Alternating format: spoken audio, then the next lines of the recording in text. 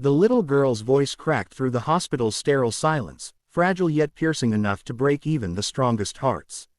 "My hand hurts so much," she whimpered, her big brown eyes glistening with tears as she clutched her tiny fingers against her chest. The nurse beside her bent down, brushing away a strand of hair from her forehead, and whispered softly, "It's going to be okay, sweetheart. We'll make it better." The girl's name was Emily. She was just 6 years old, small, delicate, and carrying a pain far heavier than her young body should ever have known. Her hand was swollen, bruised with shades of purple and blue, and her sobs echoed through the emergency room. No one yet knew exactly what had happened, only that a neighbor had brought her in, saying he'd found her outside, crying on the sidewalk. Seconds later, the sound of polished shoes hitting the linoleum floor announced the arrival of a man who looked out of place in the hospital. His sharp navy suit, his expensive watch, and the aura of wealth about him made people step aside instinctively. He looked every bit the part of a man who had never known struggle. Yet his eyes told another story. The moment he saw the little girl on the hospital bed, his breath caught in his throat. "Emily," his voice cracked, raw with something the room had not expected from a man of his stature. The nurse glanced up, surprised. This man was William Harris, a name everyone in the city knew, real estate tycoon, billionaire investor, the kind of man whose picture appeared in magazines for his wealth and power. But tonight, he wasn't a tycoon.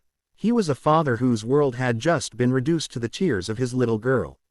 Emily reached out her good hand toward him, her lips trembling. "Daddy, my hand hurts." He rushed to her side, kneeling by the hospital bed, not caring that his suit creased against the floor. He held her tiny hand gently, as though she were made of glass. His voice was tender, breaking.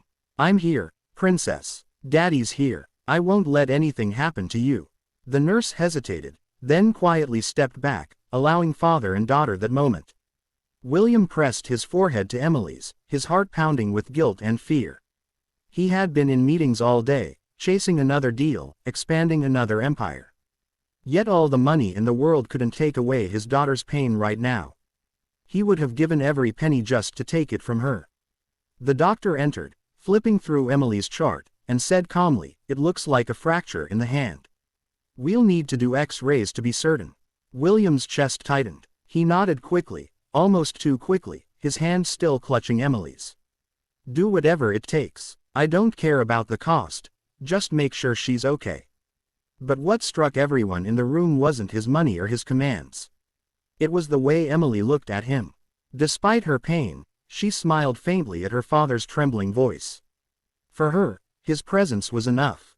Later, as Emily was taken for X-rays, William sat in the waiting area, his head in his hands.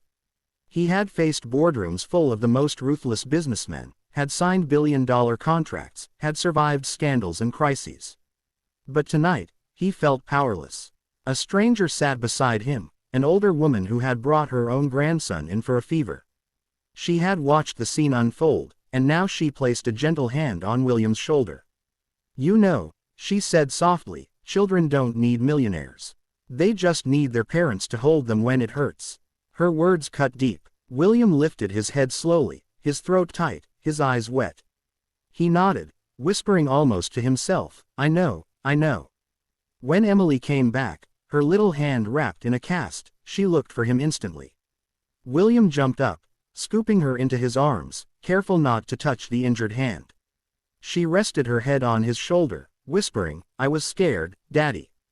But you came." That night, William didn't go home to his mansion. He stayed in the hospital, sleeping in the uncomfortable chair by Emily's bed, holding her uninjured hand while she slept peacefully. His assistant had called him a dozen times about missed meetings and postponed deals, but for once, William didn't care. For the first time in years, he wasn't thinking about contracts or investments. He was thinking about bedtime stories, lullabies, and the way his daughter's hair smelled when he kissed her forehead. In the days that followed, William's life began to change. Emily's recovery was slow, and every day, William was by her side, helping her eat, brushing her hair, reading her books. He began to see the world differently, through Emily's eyes. One afternoon, she looked up at him with the honesty only a child could carry and said, "Daddy, you're always on the phone. Even when I want to play." Will you play with me now? The words hit him harder than any corporate rival ever could. That night, William canceled his meetings. He sat on the floor with Emily, building castles out of toy blocks and laughing until his stomach hurt. But life had a way of testing him again. One morning, as they walked through the hospital lobby for Emily's checkup, William noticed a little boy sitting alone, clutching his stomach in pain. His clothes were tattered, his shoes worn. His mother sat beside him, crying quietly because she couldn't afford the treatment. William's chest ached as he watched them. Emily tugged at his sleeve and whispered, "Daddy, can we help them? Please." Her innocent plea brought tears to his eyes. Without hesitation, William walked to the front desk, pulling out his checkbook. He covered the boy's expenses in full. The mother wept, falling to her knees to thank him, but William gently lifted her up. "No thanks needed," he said, his voice thick. "Just take care of your son." That single act of kindness spread quickly through the hospital. Nurses whispered about it, patients smiled, and for the first time in years, William felt a warmth in his chest that no amount of wealth had ever given him. Emily hugged him tightly, whispering, "I'm proud of you, Daddy." Over the weeks, William began funding programs quietly: medical bills for struggling families, scholarships for children, renovations for the hospital's pediatric wing. But more than the donations, it was his presence, his willingness to sit with families, to listen, to hold a stranger's hand in their pain, that transformed him from a powerful man into a compassionate one. And Emily, his sweet, brave little girl, was his teacher. She reminded him that true wealth wasn't counted in dollars but in moments of love, kindness, and selflessness. Months later, as Emily's cast came off and her tiny hand healed, William lifted her up and spun her around in the hospital garden. She laughed, her voice ringing like music, shouting, "My hand doesn't hurt anymore." William pressed her to his chest, his eyes glistening. "And Daddy's heart doesn't hurt anymore either." From that day on, William wasn't just a millionaire in the eyes of the world.